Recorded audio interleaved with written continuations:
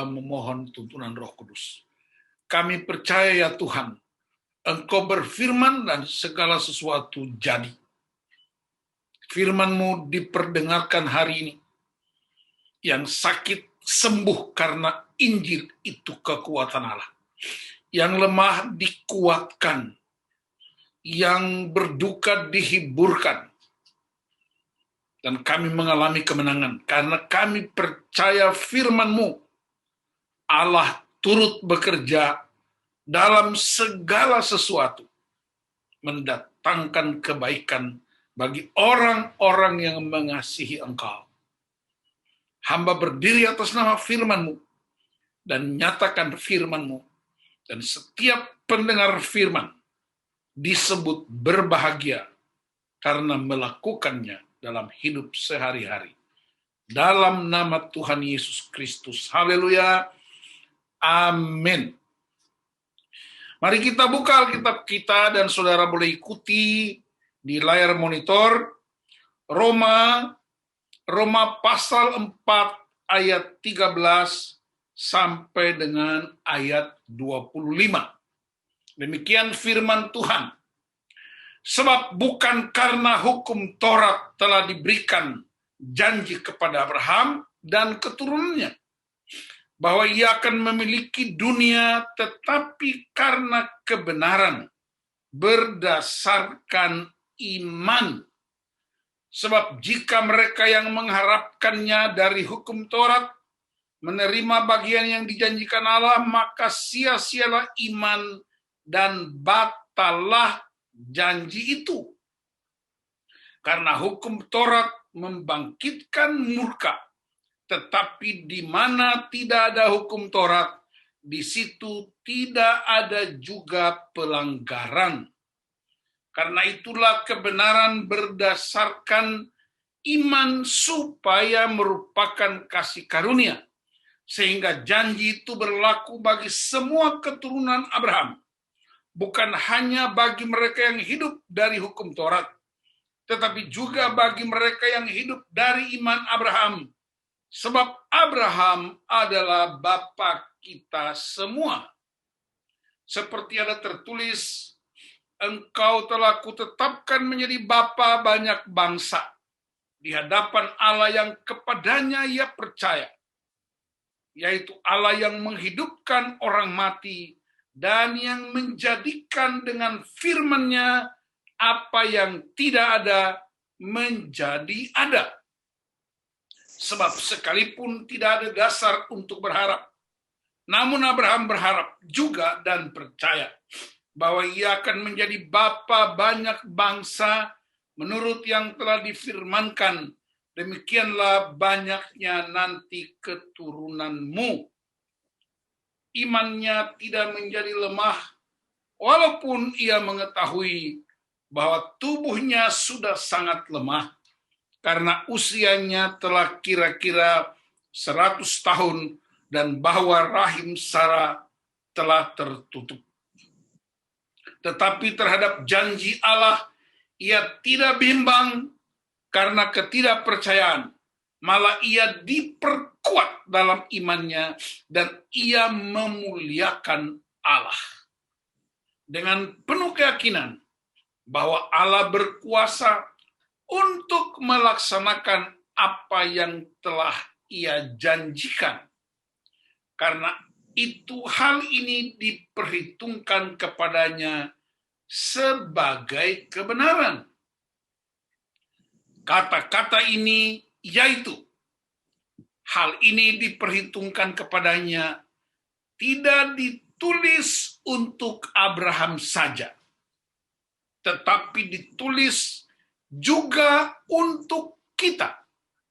Sebab kepada kita pun Allah memperhitungkannya, karena kita percaya kepada Dia yang telah membangkitkan Yesus Tuhan kita dari antara orang mati, yaitu Yesus yang telah diserahkan karena pelanggaran kita dan dibangkitkan karena pembenaran kita.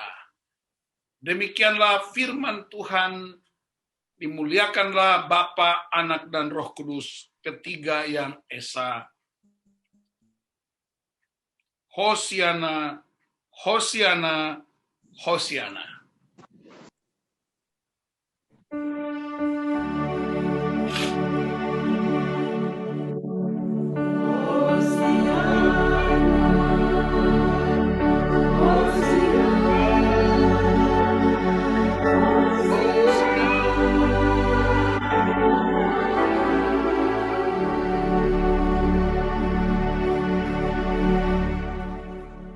Shalom semuanya, boleh lambaikan tangannya.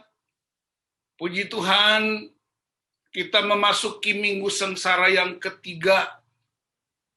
Tanda pemeliharaan Tuhan, tanda penyertaan Tuhan selalu baru setiap pagi.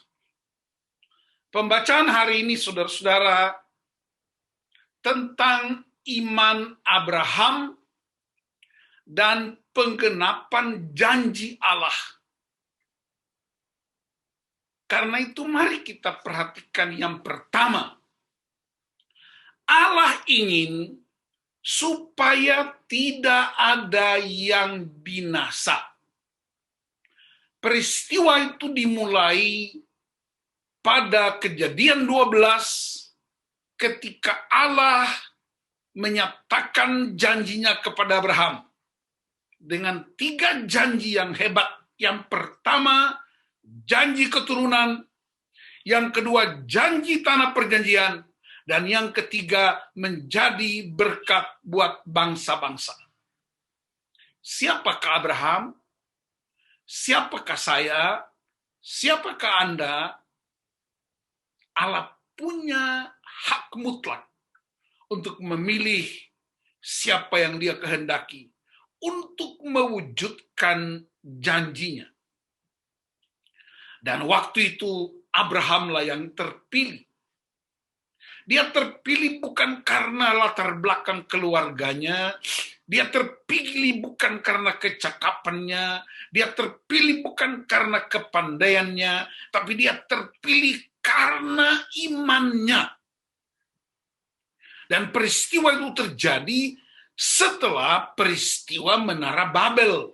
Dan kita tahu dalam Kejadian 11, peristiwa Menara Babel memastikan semua orang diserahkan ke seluruh bumi. Kejahatan demi kejahatan terjadi. Dan Allah ingin supaya semua kembali kepada pemeliharaan dan kedaulatan Allah. Dan hebatnya Tuhan itu dahsyat, Dia memakai manusia biasa. Abraham pria biasa, dialah manusia biasa, dan kita semua juga manusia biasa. Dan saya percaya, kalau Abraham dipakai Tuhan, Anda dan saya juga bisa dipakai Tuhan dalam situasi yang berbeda, dalam kondisi yang berbeda, tetapi kuasa Allah, firman Allah tidak pernah berubah. Mari kita periksa satu-satu. Pada pembacaan ini Paulus ingin menegur orang-orang Yahudi di Roma. Dia menguatkan orang-orang Yunani di Roma. Dia menguatkan orang-orang percaya di Roma. Karena di Roma itu ada sejumlah orang percaya yang datang dari keturunan Yahudi, yang datang dari keturunan Yunani, yang ada di kota Roma sendiri, dan pendatang-pendatang dari berbagai penjuru. Yang pertama kepada orang-orang Yahudi yang mengklaim seolah-olah merekalah hanya milik Abraham. Yang kedua, mereka klaim bahwa hidup yang benar menerima sesuatu karena melakukan sesuatu. Padahal kita tahu hukum Taurat itu baru muncul setelah peristiwa Abraham. Jadi Abraham tidak hidup berdasarkan hukum alam. Abraham tidak hidup berdasarkan hukum-hukum manusia, tapi dia hidup berdasarkan hukum perjanjian Allah. Ini penting buat meningkatkan keyakinan kita kepada Tuhan. Saudara-saudara, ayat ini diikuti baik-baik. Janji Allah itu dasarnya cuma dua dalam pembacaan ini. Yang pertama, hanya karena kasih karunia. Itulah anugerah Allah. Tidak ada sesuatu apapun di dunia ini yang terjadi tanpa kasih karunia Allah. Gereja bisa bertumbuh karena kasih karunia Allah. Kita bisa hidup sampai hari ini karena kasih karunia Allah. Kita bisa beranak cucu karena kasih karunia Allah. Kita bisa melayani karena kasih karunia Allah. Gereja bisa hidup sampai hari ini karena kasih karunia Allah. Itu bukan usahamu, itu bukan pekerjaanmu, tapi karena anugerah Allah. Anugerah Allah diberikan baik kepada orang yang baik maupun orang yang berbuat jahat, dan kepada orang baik mereka diteguhkan lagi, orang yang jahat terbuka ruang untuk hidup dalam pertobatan.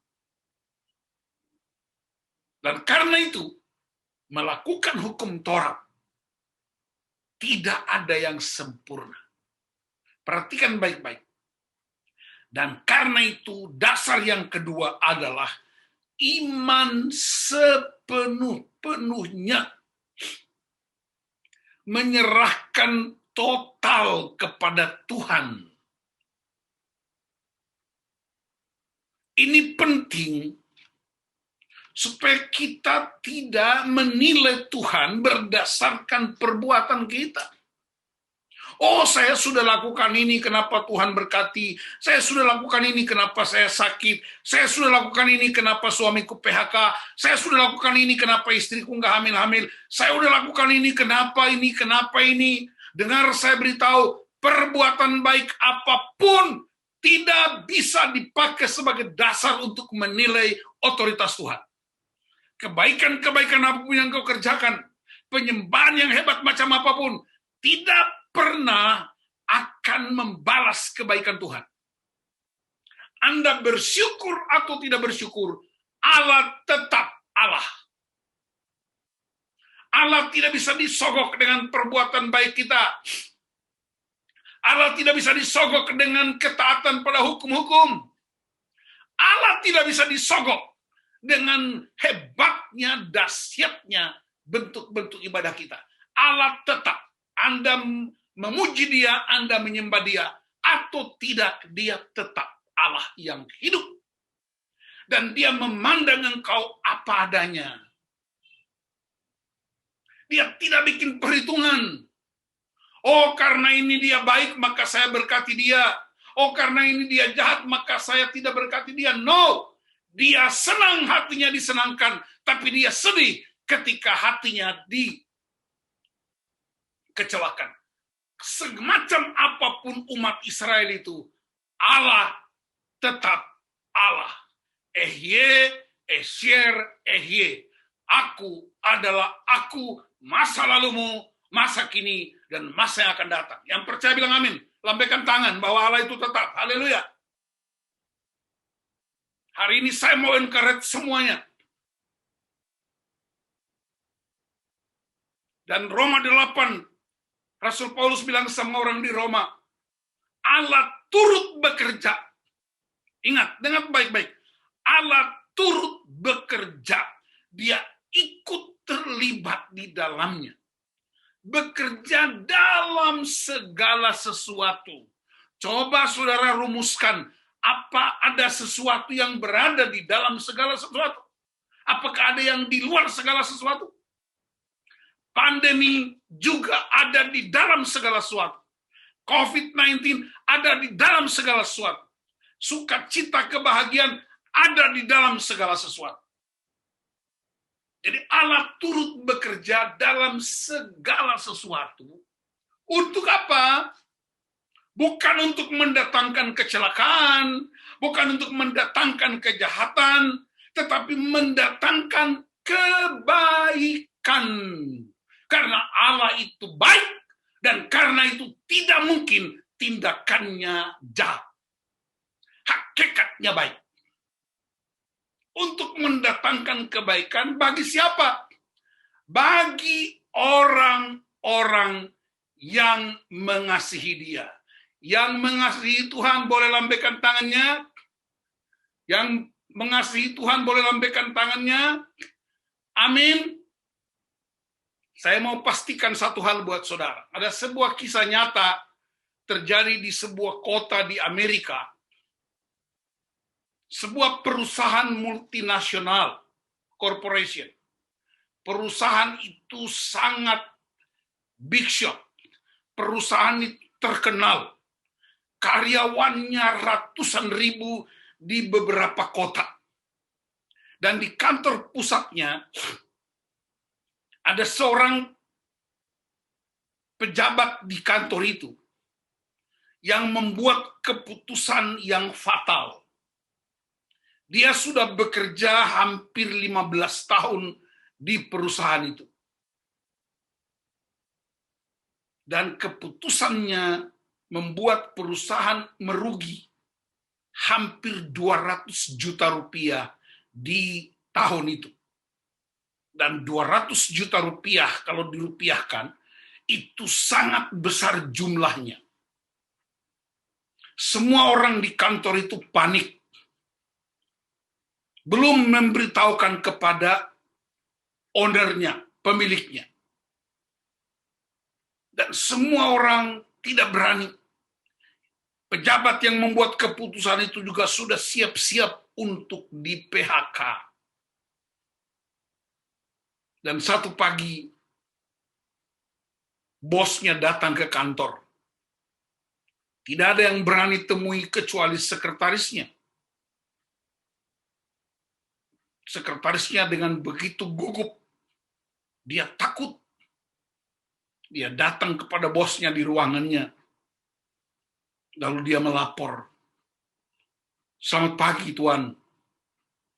Saya mau melaporkan. Bosnya bilang, kamu tidak usah lapor. Saya sudah tahu.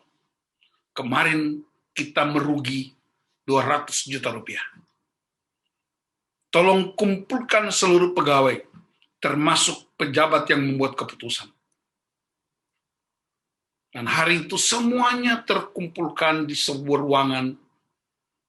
Pejabat yang mengambil keputusan paling depan duduknya. Lalu bos itu membuat pernyataan. Saudara-saudara, hari ini kita rugi 200 juta rupiah.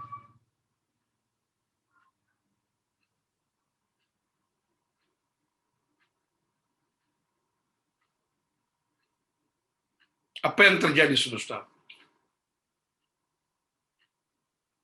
Semuanya ketakutan. Pembuat keputusannya sudah galau. Ya. Lalu bosnya mengambil keputusan.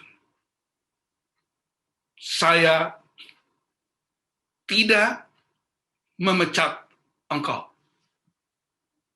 Semua terdiam. Lalu dia kasih alasannya. Saudara-saudara tahu, orang ini sudah bekerja 15 tahun di kantor ini. Begitu banyak kontribusinya untuk kemajuan perusahaan ini. Hampir setiap hari, keputusannya, pekerjaannya, mendatangkan keuntungan yang hebat. Dan hari kemarin, dia membuat salah satu keputusan yang fatal. Dan saya mau beritahu, satu keputusan yang fatal itu tidak akan mungkin mendapat sanksi karena 15 tahun dia sudah mendatangkan keuntungan yang besar untuk perusahaan kita. Semua karyawan tepuk tangan dan pejabat itu dia sujud, dia berterima kasih. Saudara perhatikan, manusia biasa, dia beri ruang bersalah. Dia beri ruang Dia menghormati pekerjaan-pekerjaan yang sudah dia kerjakan. 15 tahun mendatangkan keuntungan. Masa gara-gara satu kesalahan engkau harus diberhentikan? Dan Tuhan jauh lebih hebat dari bos itu. Kesalahanmu yang satu itu menyedihkan, tapi Tuhan tidak membatalkan kasih setianya kepada engkau. Kesalahanmu yang satu itu tidak diperhitungkan sebagai kejahatan karena engkau telah memberi kontribusi yang besar bagi pemberitaan Injil, bagi kemanusiaan, bagi kuasa pemulihan. Dan karena itu, perbuatan-perbuatan baik tidak menentukan keselamatan, tapi perbuatan baik adalah respons kita terhadap kebaikan Allah yang sudah kita terima. Itulah yang disebut kasih karunia Allah. Waktu Yanson masih SMP kelas 3, SMA kelas 1, karena rumah ke sekolah itu melalui perumahan, saya membeli dia sepeda motor. Sekaligus sebagai penghematan. Daripada bayar ojek terus, dia pakai sepeda motor. Waktu itu belum punya SIM, tetapi saya izinkan karena menuju sekolah itu melalui kompleks perumahan, tidak ke jalan raya. Walaupun itu mungkin salah, tetapi saya kira Tuhan juga mengertilah. Karena itu hanya melalui gang-gang kecil. Suatu ketika dia bikin kesalahan di sekolah. Wali kelas memanggil kami, dan wali kelas menegur orang tua. Lalu saya punya sikap terhadap Yanson ialah menyita motornya. Dan saya bilang selama 1 minggu kamu tidak boleh pakai sepeda motor. Kelihatannya hebat sekali pria yang satu ini. Ternyata itu yang disebut kasih bersyarat. Seandainya kalau Tuhan lakukan tindakan itu, maka dia bilang selama 1 minggu aku tarik nafasmu karena engkau nakal.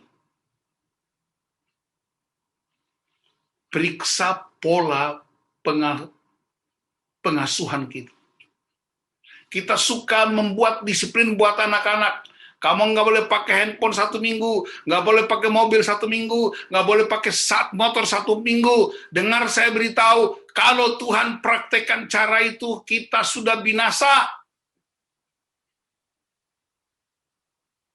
Tuhan tetap mengasihi kita. Amin, Pak Agus. Pak Agus Lete, boleh lambaikan tangannya. Kasih Allah tanpa syarat. Dia tidak pasang ekspektasi buat kita. Abraham pernah gagal, tetapi janji Allah tidak gagal. Abraham pernah gagal, tetapi kesetiaan Allah tidak pernah dibatalkan.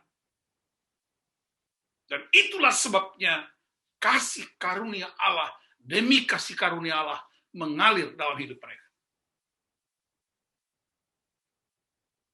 Yang kedua, janji itu digenapi karena iman.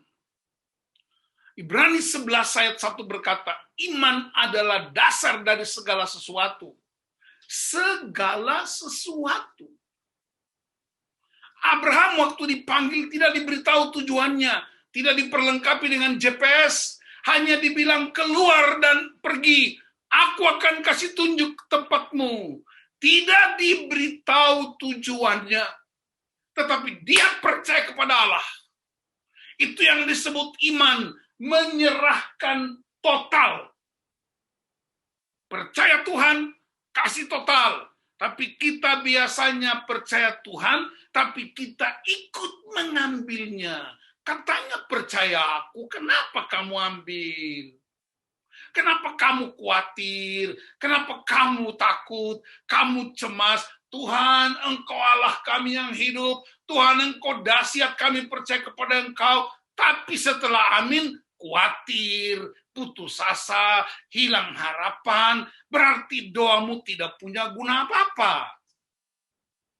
Dan saya mau beritahu rahasia, doa tanpa tindakan itu orang bertapa.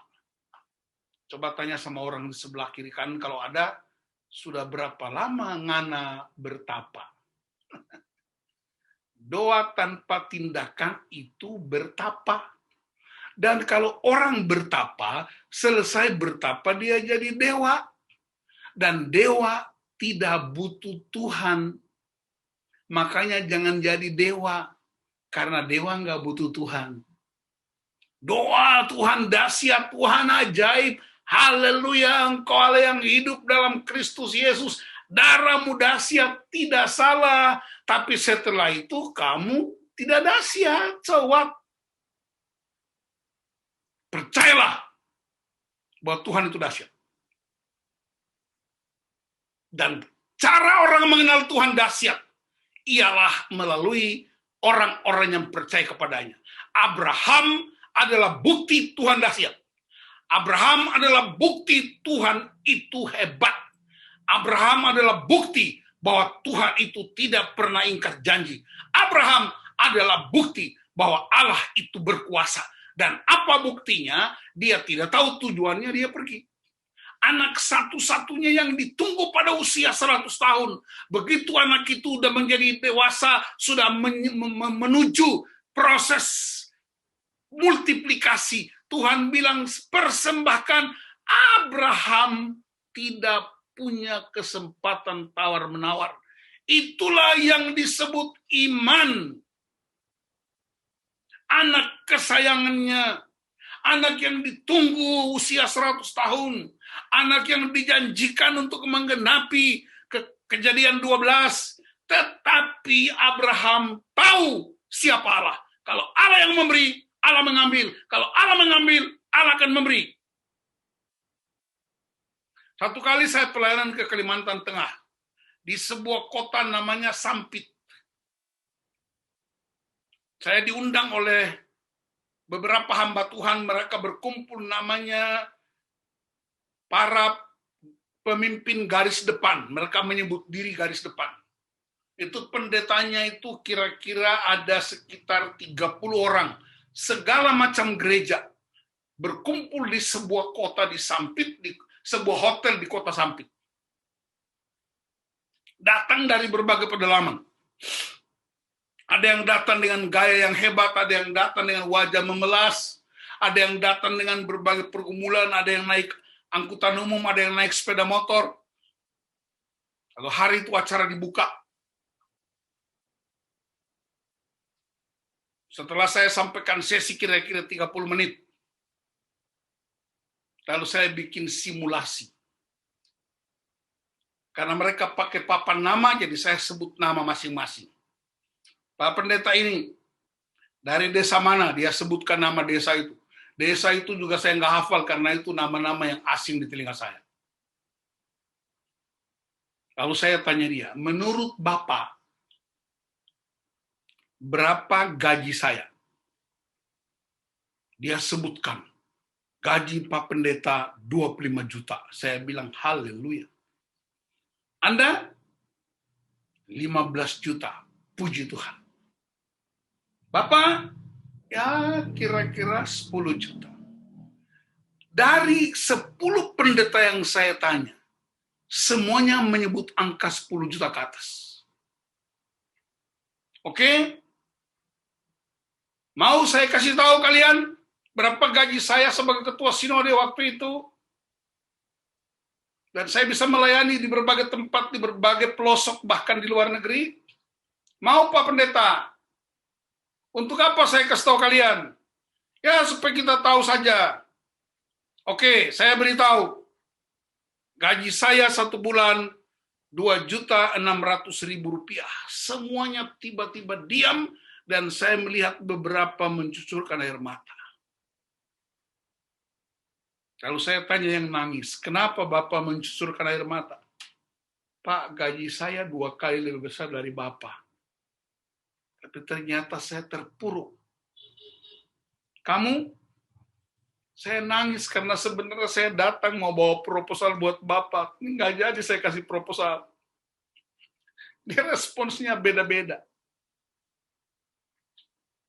Lalu saya kasih penguatan buat mereka. Anda melayani Tuhan, Anda memberitakan Injil kebenaran Allah, Anda mengurus jiwa-jiwa, boleh lambaikan tangan, semua angkat tangan. Dan saya berkata, Tuhan bukan saya bukan Tuhan.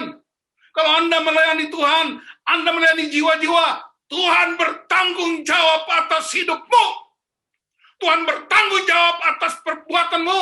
Tuhan bertanggung jawab atas semua yang kau kerjakan atas nama Dia sendiri. Allah tidak pernah bersumpah demi nama bait Allah. Karena bait Allah tidak cukup sakral untuk menampung kedahsyatan Allah.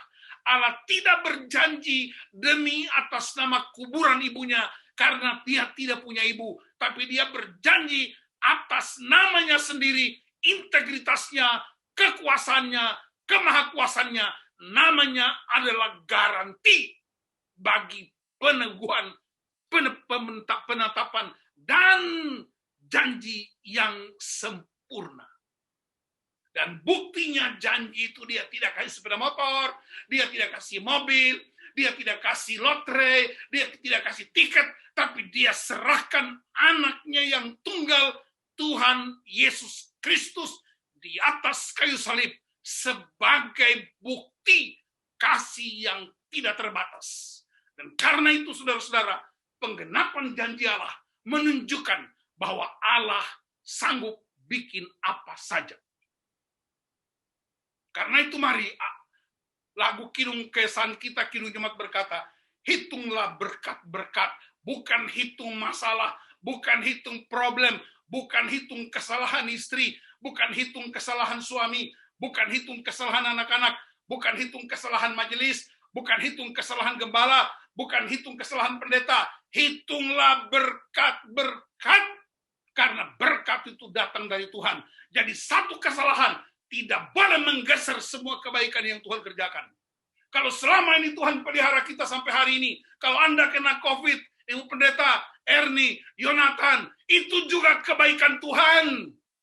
Itu juga kebaikan Tuhan, supaya kamu retreat dulu, supaya kamu istirahat, supaya imanmu semakin kuat, supaya imunmu semakin hebat, dan supaya engkau mengalami Tuhan, bahwa Tuhan bekerja dalam segala sesuatu untuk mendatangkan kebaikan bagi orang-orang yang mengasihi Dia. Yang setuju angkat tangan, yang amin boleh lambaikan tangan. Jadi jangan menilai Tuhan. Sudah terlalu lama Dia memberkati engkau. Begitu banyak berkat yang tak terperi. Lalu kalau cuma flu, kenapa kamu kemudian mengeluh?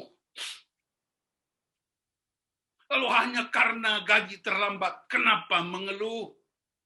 Hanya karena tidak bisa makan enak, kenapa mengeluh? Bukankah bertahun-tahun Tuhan telah memelihara kita? Dan pemeliharaan Tuhan tidak berdasarkan perbuatan baikmu, karena kasih karunia Allah dan karena imanmu. Dan ayat itu berkata, tidak hanya berlaku buat Abraham, tapi berlaku buat anak-anaknya, dan kita anak-anak Abraham. Karena itu ada lagu sekolah minggu.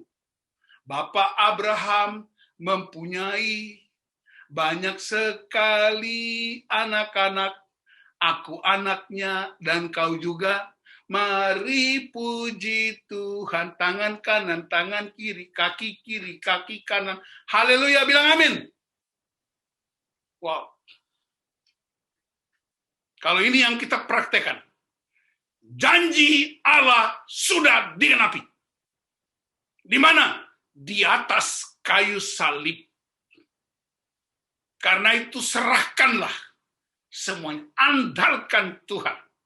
Biarkan dia bekerja menurut kehendaknya, karena dia tidak pernah merancang kejahatan. Dia merancang kebaikan, karena karakter Allah, karakter kebaikan. Dia mengasihi engkau tanpa syarat. Dia tidak bikin syarat-syarat apapun supaya engkau dikasihi. Bahkan Roma 5 ayat 8, dia mengasihi kita ketika kita masih berdosa. Dan janji itu digenapi. Kenapa Abraham diuji? Untuk menjadi pelajaran buat kita. Abraham gagal untuk menjadi pelajaran buat kita. Penggenapan janji Allah untuk menjadi pelajaran buat kita. Di tengah situasi pandemi, di tengah situasi COVID yang luar biasa ini, dengar saya beritahu, Allah tetap dia. Di tengah pandemi yang begitu menggoncangkan dunia, Allah tidak berubah. Di tengah pandemi yang begitu hebat, salib Kristus tetap berkuasa, darah Kristus terus berkuasa sampai hari saya khotbah ini. Bahkan generasi demi generasi. Karena itu nikmatilah hidup kita bersama dengan Tuhan. Percayalah, Tuhan terus pelihara anak-anaknya.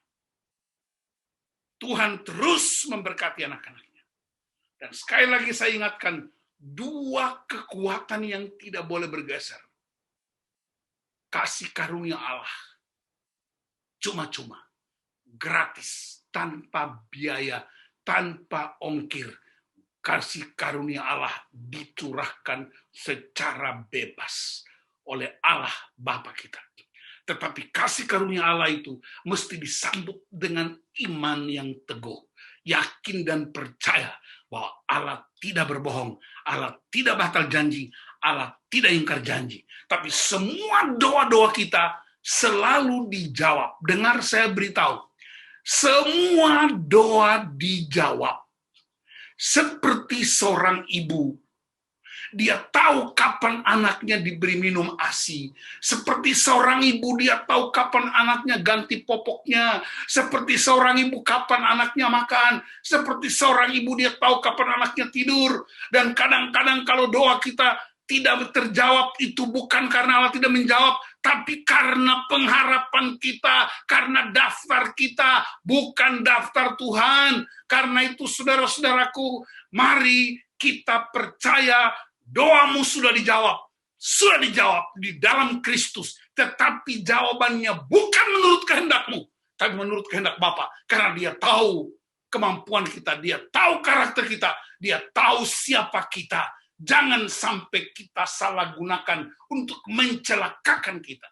Seorang anak kecil yang sedang digendong oleh ibu Cahaya, kalau dia minta pisau kepada ayahnya, tidak mungkin ayahnya akan berikan, karena ayahnya tahu pisau itu akan melukai dia. Tapi kalau dia tidak minta susu, dia nggak usah minta susu, ibunya pasti berikan, karena ibunya tahu itu kebutuhannya dan diberikan tepat pada waktunya. Jadi Allah sudah menjawab seluruh doa kita menurut kehendaknya. Dan itulah Yesus ajarkan kepada kita di Taman Getsemani. Bukan kehendakku, tapi kehendak Bapa. Jadi saya pastikan hari ini, sekaligus menjadi pengejaran buat kita, tidak ada doa yang tidak pernah dijawab. Tapi jawabannya menurut Tuhan, bukan menurut pikiran kita. Jadi kalau doa-doamu seolah-olah tidak dijawab, Anda salah. Tuhan sudah jawab, tetapi itu cara Tuhan memelihara kita, cara Tuhan menjawab kita, karena dia tahu siapa anak-anaknya. Kevin tahu nyetir mobil, tapi dia hanya tahu nyetir mobil Matic, karena waktu latihan pakai mobil Matic. Ketika kami sewa mobil untuk pakai mobil manual, dia tidak berani mengendarainya karena dia belum punya keterampilan untuk mengendarai mobil manual. Dan saya sebagai ayahnya, saya tahu tidak mungkin saya serahkan mobil manual ini buat dia karena dia tidak punya keterampilan untuk itu. Saya hanya boleh serahkan ke dia mobil Matic, tapi kemudian belajar untuk mengetahuinya. Ayah yang terbatas, seorang bapa yang berdosa, bapa yang tidak sempurna, dia tahu apa yang diberikan buat anaknya. Tidak boleh ada yang diberikan untuk mencelakakan mereka. Bapa di sorga tahu siapa kita. Bapa di sorga tahu kebutuhan kita. Dia tidak akan memberikan sesuatu yang mencelakakan kita. Sekalipun bagi Anda itu baik, tapi bagi Tuhan itu berbahaya buat engkau. Dan dia akan berikan secukupnya berdasarkan kebutuhan-kebutuhan kita. Kemarin pagi kami makan pagi, lalu Ibu Nana bercerita, dia nonton film dari film Korea. Dia bercerita begitu menyenangkan, dia nikmati semua peristiwa-peristiwa itu, ada ini dan itu, dan bagus-bagus semua. Lalu saya tepuk pundaknya, saya bilang, Mi, Tuhan kasih kita apa adanya secukupnya, karena Tuhan tahu, kalau kita dapatkan ini lebih-lebih, jangan-jangan kita sombong dan tidak ikut melayani Tuhan. Karena itu Tuhan kasih secukupnya, supaya kita terus bergantung kepadanya dan hidup dalam doa Yesus. Secukupnya. Tuhan memberkati saudara-saudara. Tuhan memberkati kita semua. Kristus mati buat kita, darahnya cukup untuk menggenapi janji Bapa di sorga. Haleluya. Amin. Mari tundukkan kepala. Kita mengalami kasih karunia Tuhan. Janjinya tidak pernah batal. Apapun yang kau alami, percayalah, mata Tuhan tidak pernah beranjak. Keadaan macam apapun, mata Tuhan tidak pernah lepas dari engkau. Tidak ada yang Tuhan tidak tahu. Tuhan tahu semuanya. Dan dia tahu kepada siapa anak-anaknya menanggungnya. Hari ini ada 3 jemaat kita, bahkan tiga ada 1 pemimpin kita. Ibu Pendeta Geraldina kena COVID. Itu dunia, gereja lagi heboh di mana-mana, karena dia termasuk pendeta yang cukup terkenal di DKI ini, di PG wilayah. Heboh. Saya ditelepon, di WA, gimana Ibu Pendeta kita? Saya bilang, dia nggak sakit, malah kita yang dihibur. Jadi doakan aja. Ada Yonatan, saya telepon dia, Pak, kemarin hasilnya masih positif. Saya bilang, bagus untuk kamu, istirahat. Kamu terlalu capek. Tuhan suruh kamu istirahat. Nanti kamu keluar, jadi terbang lebih tinggi. Ernie, Pak, tolong Pak, doakan saya. Tuhan suruh kamu istirahat, karena kamu terlalu capek. Karena itu perlu istirahat. Dan Tuhan akan keluarkan kalian menjadi seperti Raja Wali yang terbang lebih tinggi. Dan janji Tuhan itu abadi. Mari kita renungkan kebenaran firman Tuhan hari ini. Dengan menyaksikan peristiwa salib yang menjadi kekuatan penggenapan janji Allah.